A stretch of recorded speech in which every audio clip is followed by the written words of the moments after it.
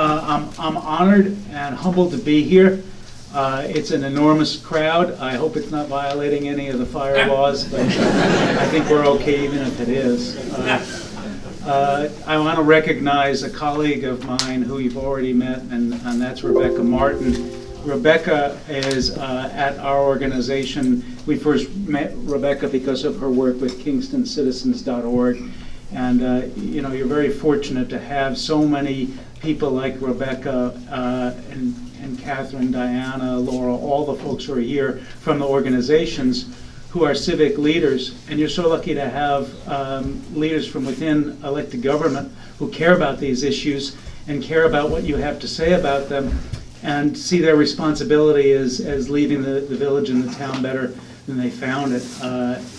I've seen a lot of cases in which proposals like this come forward, and I've almost never seen a stronger, is this any better? I've almost never seen a stronger presence out of the gate than what you all have here. And let me tell you, there is strength in numbers, and I'm going to start off where I'm going to end off, and that is, you put these proposals under a microscope, and you hold the government accountable to do so themselves. And everything that I've read indicates that the folks who are here from the government have every intention to do so. And the people who made the application, they're going to say this, but the truth may be that. You put this proposal under a microscope. You make sure that there is a full environmental impact statement prepared for it, and that every aspect, every possible adverse impact is studied before this gets anywhere near going forward. And if you do that, I think you're going to find some things that are going to give you some ammunition to get the sort of result that really will advance your community and advance what you want for your waterfront. I almost never talk about myself when I'm in a room like this for a reason like this, but this is one of those rare times that it actually matters, because when I was at the New York State Department of Environmental Conservation, I was in the New York City office.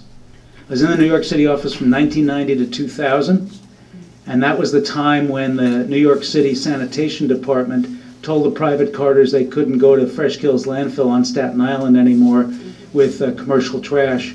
And all of a sudden, there were transfer stations everywhere, dozens of them. And it was my responsibility to enforce the New York State solid waste siting regulations. Some of you may have heard the phrase Part 360. I try not to use acronyms because I think acronyms end up giving people a distance from the work, and I don't want you to have any distance from the work. You have to be as effective as you can be. But Part 360 is the section of the regulations that covers these sorts of facilities. And I was also involved in the closure of Fresh Kills, because the irony was the sanitation department in New York City shut Fresh Kills to the commercial carters because they wanted to preserve more space for city trash that they collected with the city trucks. And then lo and behold, a couple of years later, they decided to close down the landfill entirely. So ever since then, New York City's been playing catch up. And these proposals that you're looking at now are some of the evidence that they're still playing catch up. And I don't think you should be responsible for helping them catch up, not in a location like is being proposed, and not with a facility that's being proposed, and certainly not with an unlined construction and demolition debris landfill that's been proposed for Catskill, which is completely inconsistent with these Part 360 regulations. So Riverkeeper, as most of you probably know, we've been around for about 55 years. We got our start when the river was so polluted that people who were fisher folk, they couldn't eat their catch. It smelled like oil. It was contaminated by metals. We still have the huge PCB problem that you're all probably well aware of. And in those 55 years since we got our start, we've sort of branched out to try to foster something more sustainable, something more that we can pass along to our kids and grandkids and nieces, nephews, whomever, or just the people who buy our house when we're ready to live someplace else. And we want that to be better than we inherited. And it's bigger and bigger challenge every year. We have these issues associated with sea level rise. We had 8 inches of sea level rise in the last 100 years, and it's probably going to get worse. We have these issues associated with storm surge. I was bailing our offices out in Ossining the night of Superstorm Sandy, and I know that I was among the lucky ones because I never got above the first step. The pump broke down, and so I got a workout, but that was all right too. So we got these big challenges. They're not getting any smaller, and in the meanwhile, we have to not make dumb moves. And from everything I can see here, we have some dumb moves to avoid. So a little bit of information. This is not an environmental law lecture because that would be just too deadly dull. No matter how serious the situation is, I want to keep it simple, and I want to recommend that you all assure that you can get some local representation. You should get some local representation, not just from an attorney with familiarity with this issue. And don't worry, Riverkeeper's not going anywhere. And Riverkeeper is going to be present and accounted for. But we can't represent you. We can represent the river, and we can represent the law, but you might need your own representation, and so think seriously about that. You also want to make sure that you've got some folks who understand the engineering of these facilities, who understand what it's like to take down a building. You may know that the company is proposing to take only a limited number of types of construction and demolition debris because they want to qualify for a lesser standard of permitting. There's a registration and there's a permit. And for the permit, you got to get an environmental impact analysis done, and for a registration, you don't.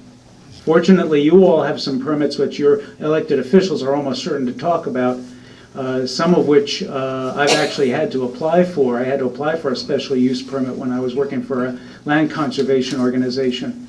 And any special use permit application that isn't consistent with the character of your waterfront, your goals for the waterfront, that is disfavored, and that is putting it mildly.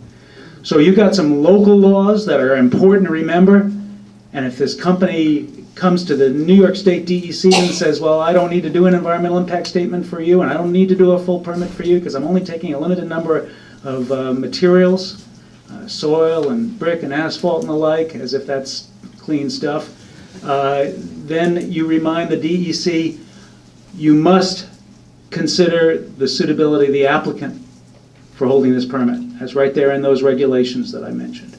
You must consider prohibited areas where you cannot cite any sort of facility, whether it's a registration facility or a permit facility.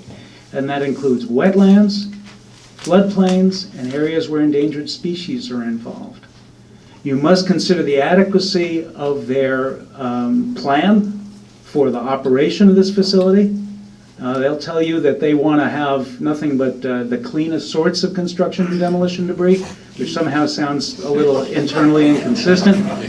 But anybody who's ever seen a building come down, whether it's here or in New York City or wherever, you know the idea that you can just wave a wand and separate out the drywall from the treated wood, from the soil, from the concrete, from the other masonry.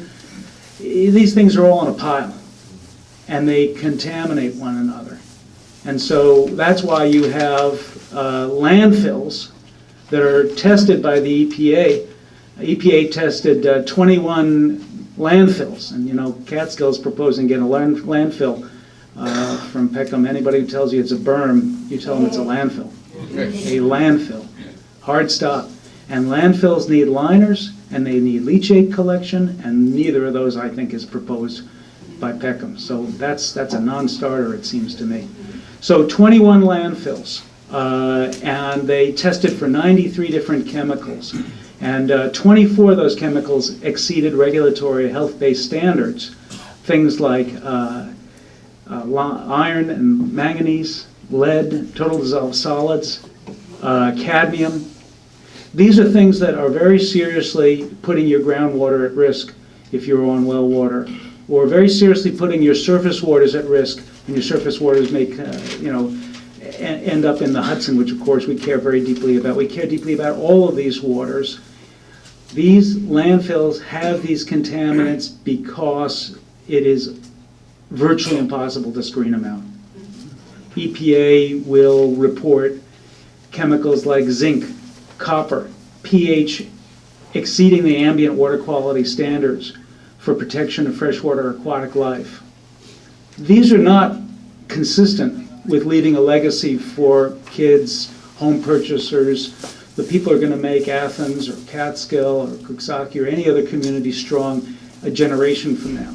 We have fights that are unavoidable, that we're going to have to fight over the next generation or two to keep these communities as wonderful as they are now, and maybe even hopefully make them better. Construction and demolition debris, landfills and transfer stations next to state parks, in floodplains and wetlands areas, which these may be, these are not going to move us forward. These are going to move us backwards. Before I wrap up, and I'm not going anywhere, I'm happy to take questions after the other speakers, and I'm not going to rush out of here at the end of this. I do want to really recognize the partnership that our organization has with groups like Hudson River Sloop Clearwater and Scenic Hudson. The board chair of Scenic Hudson, Kristen Gamble, is here today, and I think she's going to have some things to say in a little while. But you know, the whole is greater than the sum of the parts. When we work together, we accomplish things. We stopped the Wheelabrator proposal for the toxic incinerator ash dump in Catskill last year because we held the proposal to the scrutiny it deserved. You hold this proposal to the scrutiny it deserves, I don't think it's going to, pardon the pun, hold water. So thank you for inviting me. Like I say, I'm happy to take questions.